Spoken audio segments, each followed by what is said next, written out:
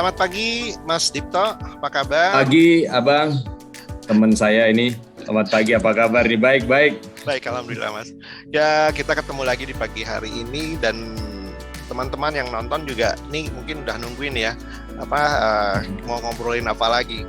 Nah, kebetulan Mas Dipto kita udah ngobrolin share dan ada beberapa topik, dan salah satunya yang kita pilih pada pagi ini adalah kita membicarakan hal-hal yang mendasar sebetulnya.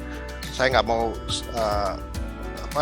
membocorkannya dulu, tapi saya ingin nanti Mas Dipto aja langsung yang cerita. Oke, kita langsung aja, Mas, mau ngobrolin? Ya. Boleh. Kita mau ngomongin apa nih, Mas? Silakan. Ya, jadi seperti yang kamu bilang tadi, di sesi awal ini kita banyak bicara mengenai yang basic ya, karena kadang-kadang yang basic ini terlewat gitu. Jadi kalau nanti sudah basicnya sudah cukup lengkap, kita bicara yang lebih lanjut. Jadi pagi ini saya ingin bicara mengenai teori desain. Menarik. Ya, teori desain kaitannya dengan industrial design tentunya ya, atau desain produk. Cuma saya minta maaf sebelumnya kalau contohnya juga pakai banyak contoh dari otomotif gitu karena referensi saya kebanyakan dari mobil ya, jadi semoga penonton nggak bosen gitu ya contoh-contoh. Jadi saya usahakan ini tidak sulit dipahami. Itu kira-kira Bang, jadi teori desain atau desain teori. Ya, desain teori ini sebetulnya kan banyak yang terlewatkan dan kita cuma mendapatkannya biasanya dari kuliah ya, bangku perkuliahan. Ya. Dan itu pun saya nggak tahu, mungkin mestinya sih ilmu desain itu kan berkembang secara pesat ya, dan ini hal-hal kayak gini memang yang kita bicara pondasi itu memang kita semua mestinya bisa lebih paham. Ya. Nah, akan menarik nih, Mas, kalau kita mulai bahas dan kita open aja. Nanti kalau teman-teman ada yang ingin mengkomentari, silahkan bisa langsung komen aja. Nanti mungkin di depan atau di kemarin kita bisa bahas kembali kalau memang ada yang menarik. Silakan, Mas. Ya, kalau kita belajar dulu kan ada yang disebut dengan unsur desain ya. Unsur-unsur desain itu ada garis, bidang, form atau bentuk ya, ruang, tekstur, dan warna. Biasanya 6 ini yang kita pakai sebagai unsur-unsur yang membentuk sebuah rupa gitu. Memang ada titik, tapi elemen terkecil itu kalau disusun titik itu masuknya ke tekstur. Jadi kalau menghubungkan 2 titik itu disebut garis. Jadi kalau kita lihat di gambar ini bisa lihat banyak sekali semua unsur desain ada di situ. Contohnya yang garis ya, garis-garis banyak dong, kelihatan langsung kan garis-garis. Kalau di mobil garis-garis yang dominan itu kita sebut dengan karakter line karena dia memberikan karakter tertentu daripada tampilan. Jadi dia memberikan pengalaman estetika tertentu atas garis yang kita sebut dengan karakter line, seperti misalnya garis yang di bawah jendela, di atas handle, itu salah satu yang kita sebut dengan karakter line, atau itu shoulder ya, itu garis shoulder di situ. Dan garis-garis yang lain di belakang juga ada garis yang dari lampu belakang ke miring kemudian rata, itu semua membentuk karakter yang dynamic dalam hal ini. Kemudian bidang itu adalah area yang dikelilingi oleh garis. Jadi ada 2 garis atas bawah misalnya, garis tadi, garis shoulder ke garis yang di bawah itu kita sebut bidang. Dan banyak bidang-bidang yang lain. Nah, karena mobil itu bentuknya 3 dimensi, sebetulnya bidang ini dengan form sudah hampir samar gitu, tidak bisa dipisahkan dengan jelas. Jadi karena semuanya bentuknya 3 dimensi, jadi form itu sendiri ya, keseluruhan mobil sendiri ini juga bisa kita sebut form, atau buritan yang belakang, yang di atas roda, quarter panel kami menyebutnya, itu juga bisa kita sebut dengan form. Jadi semua yang sifatnya 3 dimensi ya, 3D, itu kita sebut dengan form. Kemudian unsur keempat adalah ruang. Jadi kalau misalnya tempatnya reflektor di bawah atau tempatnya fog lamp belakang, itu kita bisa sebut ruang. Jadi tidak berarti ruang itu harus interior dari kendaraan, kita ada di dalamnya, tapi juga bisa membentuk ruang. Kalau tadi bidang itu kan sifatnya 2 dimensi ya. Kalau ruang itu bentuknya seperti negatif tapi 3 dimensi, itu membentuk ruang. Itu bisa kelihatan di tempatnya reflektor bawah, itu kita bisa sebut itu ruang.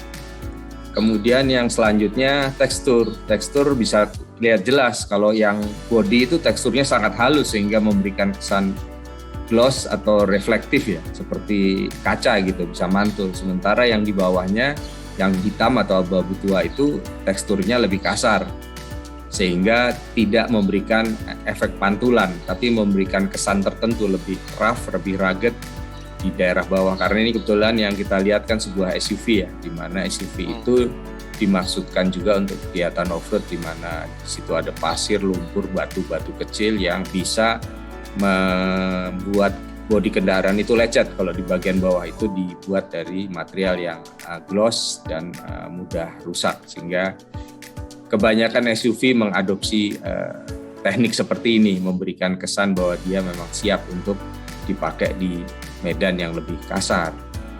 Dan yang terakhir tentunya warna. Warnanya jelas nih, orange dan abu-abu tua, kombinasi warna utamanya dua itu.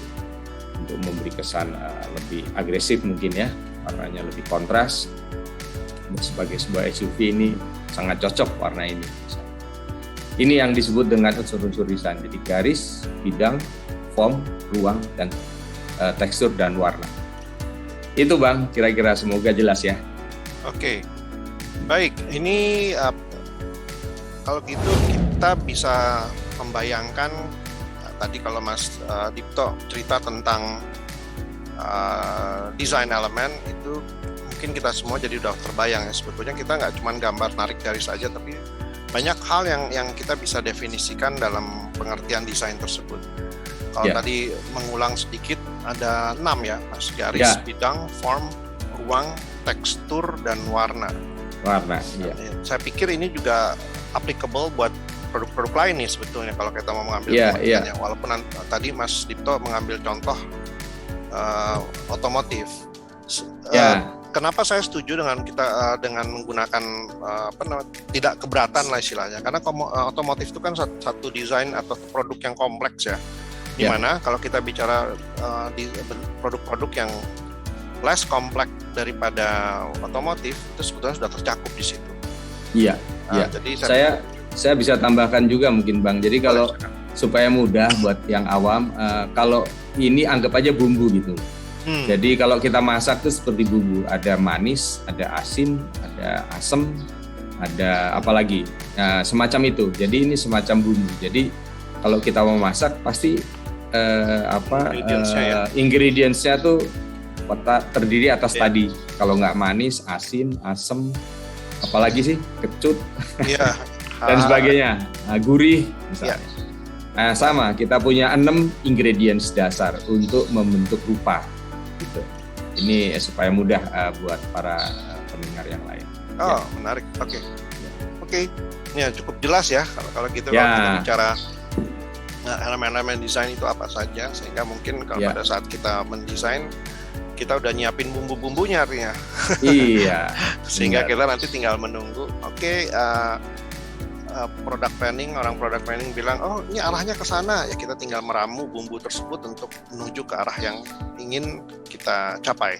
Kira-kira begitu ya Mas ya? Betul. Baik. Dan tadi unsur-unsur harus dilanjutkan dengan slide yang kedua.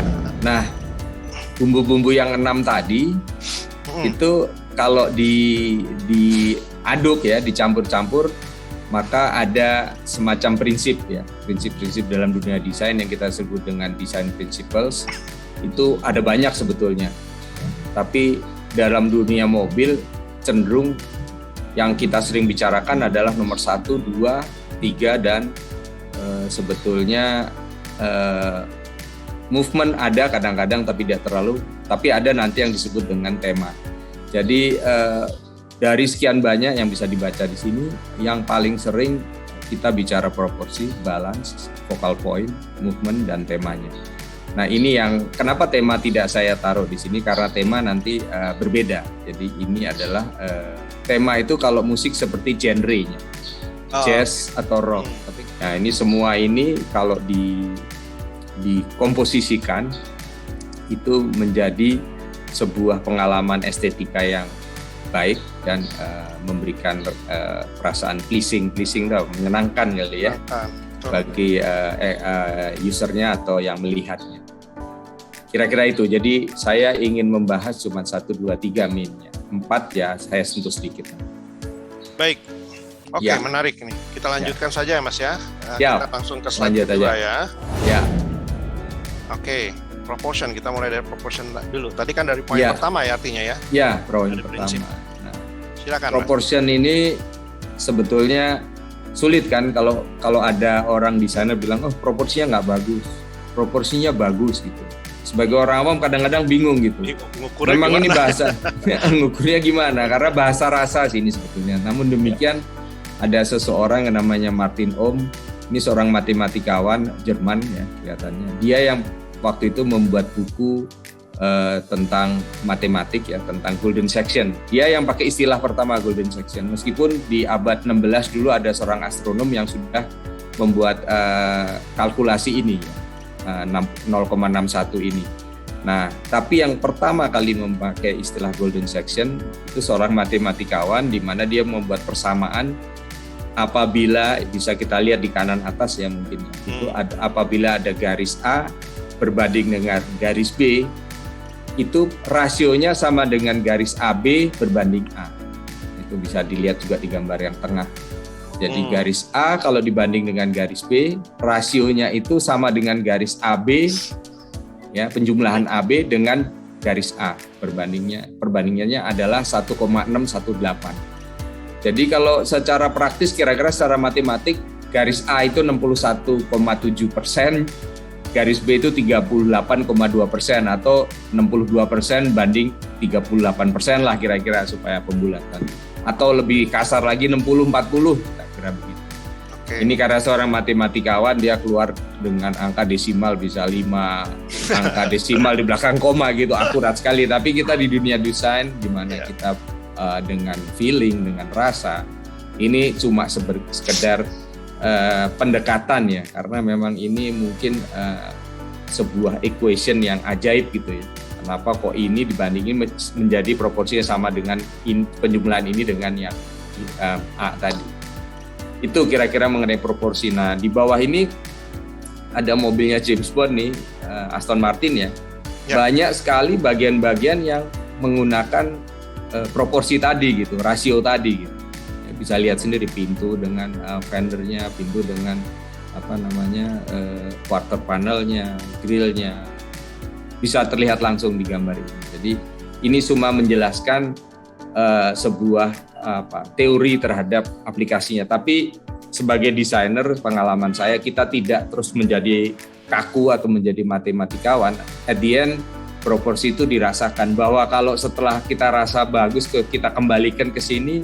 Memang mirip-mirip dengan rasio tadi gitu tanpa sengaja. Jadi kalau kami atau kita semua sebagai desainer merasakan proporsi itu sebagai rasa, sebagai feeling yang nggak tahu ya kurnia Tuhan mungkin ya kita diberikan pengalaman estetika seperti itu yang dianggap proporsional itu seperti ini. Kemudian seorang matematikawan yang namanya Martin Ohm ke 18-19 dia merumuskan dengan persamaan ini sehingga ini menjadi bisa dijelaskan secara kuantifikasi gitu. Ini sebetulnya membantu kita menjelaskan secara kuantifikasi apa yang disebut dengan proporsi menurut golden section. Tapi apakah golden section satu-satunya? Tidak. Si Leonardo da Vinci seperti kanan dia punya Vitruvian Man ini yang sering kita lihat gambarnya ya. Orang yang seperti mungkin teman-teman sering lihat, ini dia mengambil proporsi dari tubuh manusia gitu. Nah, rasio-rasio ini dia pakai sebagai dasar dia membuat arsitektur, membuat benda-benda yang lain gitu. Jadi ilmu proporsi ini tidak ada sesuatu yang kaku atau baku seperti ilmu pasti, seperti lazimnya ilmu seni ya. Itu berhubungan dengan rasa. Seperti itu. Jadi ini cuman saya berusaha menjelaskan supaya menjadi lebih mudah dipahami oleh teman-teman apa itu proporsi. Ya, betul. Nanggepin sedikit ya Mas ya. Ini sebetulnya ini menarik kenapa? Karena bidang kita ini kan sebetulnya ada di perbatasan. Dalam arti kata kita ada di bagian yang berkaitan dengan membuat sebuah produk menjadi cantik dan juga proporsional. Nah, proporsional itu memang kata-kata yang paling sulit untuk dijelaskan karena tiap orang punya ukuran yang berbeda-beda. Tapi secara ya, kalau tadi penjelasannya Mas Dipto itu secara tidak langsung kita ada satu titik pertemuan di mana kita merasa sepakat. Tapi ini sepakat yang tidak tertulis gitu, dalam arti oh iya nih proporsional. Kita melihat orang yang kita bisa bilang bahwa oh bentuk tubuh seperti ini adalah proporsional, yang ini enggak. Padahal kan itu sebetulnya kan apakah kita sepakat kan enggak, sebetulnya kita ada di kepala kita sendiri. Nah, problemnya adalah begitu ini kita bukan problem sih sebetulnya. Jadi ini kenyataannya pada saat kita harus menjelaskan ke orang lain itu jadi kita memiliki kesulitan tersendiri. Ya, seperti apa gitu. Seperti orang kan banyak, kita kan ada orang tuh ada dua jenis. Ada orang yang bisa memahami kalau kita bicara rasa, hal-hal yang intangible gitu bisa dipahami, tapi ada yang enggak. Sementara itu segala keputusan kebanyakan diputuskan oleh sesuatu yang jelas, apalagi terutama berkaitan dengan bisnis. Nah, ini mungkin penjelasan ini yang saya pas Mas Dipto ceritakan itu adalah bagaimana mengkuantifikasi sebuah rasa menjadi sebuah hitungan, mana perpotongannya di situ. Dan itu bisa kita gunakan ya Mas, artinya kan ini udah terbukti. Iya, sangat.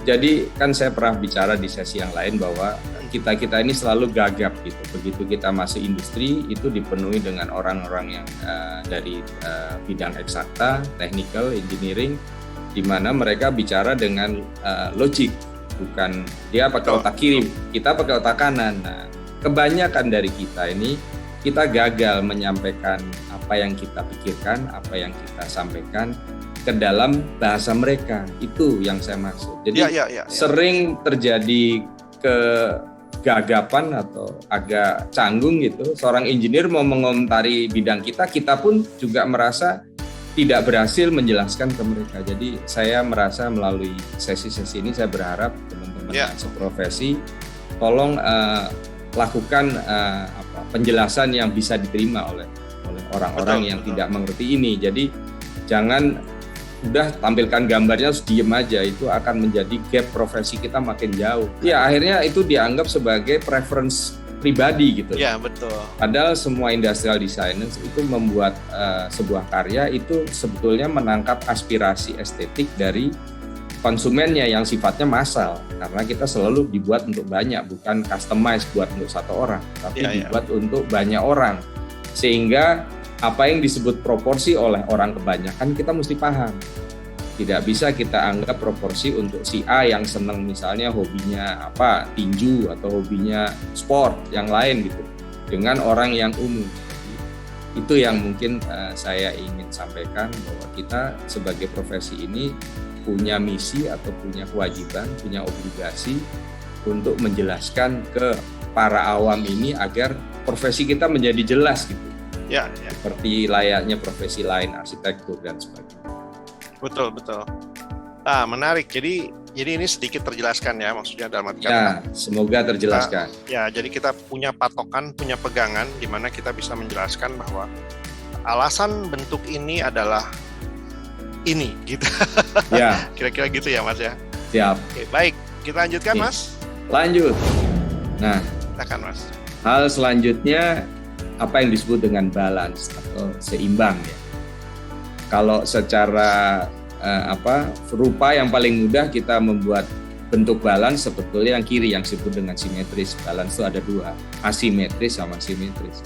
Simetris itu paling gampang udah. Pokoknya antara kiri kanan atau atas bawah itu secara rupa massa rupa ya, secara massa rupa itu terlihat sama gitu. Tapi itu menjadi tidak menarik dalam sebuah desain, membosankan sekali gitu, terlalu teratur gitu. Itu nggak menarik, sehingga ada yang disebut dengan asymmetrical balance. Meskipun masanya itu kesannya ada besar, ada sedang, ada kecil, tapi kita tidak merasa apa yang kita lihat itu tidak seimbang atau tidak setimbang. Itu prinsip-prinsip dari balance. Nah, di mobil mungkin kelihatan antara, ada kan mobil yang mungkin wheelbase-nya terlalu panjang. Sebuah limosin misalnya. Limosin itu baik proporsi maupun balance-nya aneh gitu. Karena antara overhang sama wheelbase-nya itu agak kepanjangan, tapi karena dia menyampaikan pesan tertentu sehingga ya lahirlah mobil seperti limusin itu. Tapi kebanyakan orang tidak menyukai secara bentuk karena itu lain purpose-nya ya. Tapi kira-kira itu bisa menjelaskan mengenai balance. Tapi mungkin slide selanjutnya saya lebih mudah menjelaskan antara proporsi dan balance itu dalam gambar selanjutnya. Baik. Silakan. Nah, ini salah satu contoh produk yang tanda petik tidak terlalu mengindahkan prinsip-prinsip proporsi dan balance. Proporsinya bisa dilihat antara lebar pintu dengan fender depan atau hidung atau dengan pilar B-nya, itu sendiri sudah tidak memenuhi prinsip golden section tadi atau prinsipnya Leonardo da Vinci tadi.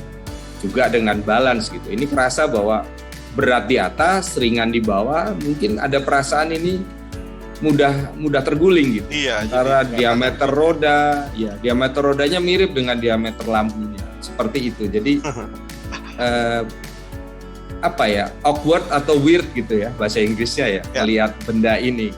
Jadi ini salah satu. Ini ngomong estetika ya teman-teman ya, bukan bicara fungsi. Saya tahu ini mesinnya kecil sehingga nggak bisa dipakai ban yang besar karena akan menghilangkan torsinya dan sebagainya. Kemudian ini mungkin sangat mungil sehingga nggak perlu roda 4 supaya manuverability-nya baik. Itu semua secara teknis memang bisa dijelaskan, tapi ini kita bicara estetika, bicara proporsi dan balance. Apa yang kita lihat di depan ini, mobil roda 3 ini tidak memenuhi kaidah atau prinsip prinsip desain. Iya.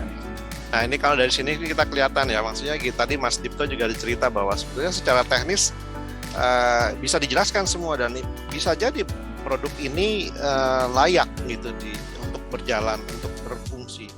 Tapi kalau kita disuruh beli kan kita mikir gitu. Ini jadi ada perasaan di mana rasa tadi yang mempengaruhi kita untuk menyukai atau menyetujui bentuk ini apa tidak. Ya, begitu ya Mas, kira-kira penjelasannya ya. Bahkan kalau ditarik lebih jauh lagi nih, mungkin kita kalau naik di sini lewat itu malah jadi olok-olokan gitu. Jadi lebih jauh lagi karena proporsi dan balance itu awkward atau weird gitu atau aneh. Orang menjadi reaksinya jadi melecehkan dan itu penting dalam dunia marketing. Tidak ada satu orang pun yang membeli sebuah produk untuk dilecehkan. Yang ada ingin dia bangga, dia merasa proper, dia merasa nyaman dengan produk itu. Nah, itu psikologinya sampai sana. Gitu. Kenapa kita mesti bicara estetika dalam sebuah produk atau mobil dalam hal ini. Ya. Oke, baik, kita lanjut ya, Mas. Ya. Nah, ini bagian yang tadi focal point ya. Betul. Ya. Jadi kalau kita nonton film mungkin itu kan film tuh selalu ada klimaksnya ya. Kalau sebuah film, jadi kita di awal itu dikasih gambaran terus akhirnya klimaksnya apa, terus kemudian anti klimaks. Dalam sebuah desain juga begitu. Apa sih tema, bukan tema Mas, apa sih yang ingin dijadikan penekanan dalam desain? Kalau dalam Bugatti ini kelihatan garis melengkung huruf C di tengah itu menjadi focal point-nya. Dia ingin menekankan itu, bahkan ditekankan dengan perbedaan warna biru hitam sehingga kurva C itu menjadi sangat kuat. Gitu. Expose banget ya. Iya. Tema focal point kedua subnya itu adalah wheel rimnya itu sendiri. Jadi bertiga ini memberikan focal point di daerah samping meskipun yang terkuat adalah kurva C yang kelihatan di sini, styling C itu, garis karakter C itu yang dia mau tekankan. Ini menjadi karakter lainnya Bugatti Veyron. Semua Bugatti Veyron pasti memberikan karakter lain ini. Ini yang dimainkan seorang desainer. Jadi kalau setiap model itu berubah terus, yang ditahan apa sih karakternya? Seperti orang karikatur. Itu kalau dilihat proporsi orang yang pelukis karikatur kan kacau balau, tapi kita bisa tahu siapa dia. Karena dia mengambil garis-garis karakter dari orang tersebut. Sama sebuah desain mobil atau benda produk lain itu kan serial ya, jadi tradisi itu dipertahankan. Tapi kalau di dunia modern yang nggak punya tradisi kuat biasanya itu tidak penting karena mereka tidak punya akar. Penemu mobil itu orang Eropa masalahnya, Mercedes. Iya, jadi di sana tradisi mobil. Jadi mereka akan pertahankan itu. Jadi ini yang disebut focal point atau penekanan dari sebuah desain. Iya. Kadang-kadang agak bingung sama aksentuasi. Aksentuasi itu sebuah anomali ya yang memberi kesan itu jadi menarik. Saya sulit menemukan di sini. Tapi kalau kita ingat mungkin mukanya Cindy Crawford, mungkin ingat ya. Semua orang mungkin tahu. Coba kita cabut andeng-andengnya. Mungkin dia nggak menjadi menarik. Andeng-andengnya Cindy Crawford itu yang kita sebut sebagai aksentuasi. Dia tidak simetris, cuma di satu sisi, kalau nggak salah dekat dagu. Dan itu menjadi wow efeknya keluar. Nah di mobil kadang-kadang itu bentuknya logo emblem mobil atau asimetrik. Kalau di BMW itu M kelasnya dia itu dibikin asimetrik itu untuk memberikan aksentuasi di bagian seperti itu. Jadi atau logo Bugatti-nya itu juga aksentuasi yang sifatnya lebih kecil tapi memberikan final finishing touch yang menarik. Focal point adalah orang begitu melihat sampingnya huruf C ini langsung kelihatan dengan dua roda yang sangat strong diameternya besar. Semoga menjelaskan nih. Ya. Soalnya. saya jadi ingat ini Mas. Sebetulnya ini kan kalau kaitannya dengan kalau di tadi Mas Ipto ceritanya tentang focal point ya. Jadi ada hal-hal bentuk-bentuk yang justru mencirikan. Nah saya ingat bagaimana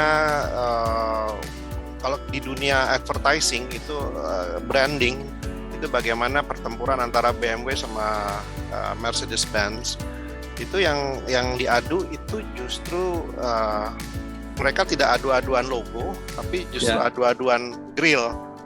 Iya, betul. Jadi grillnya tuh dikasih lihat. Jadi memang itu bagian daripada ciri yang dipertahankan bertahun-tahun sebetulnya oleh mereka kan.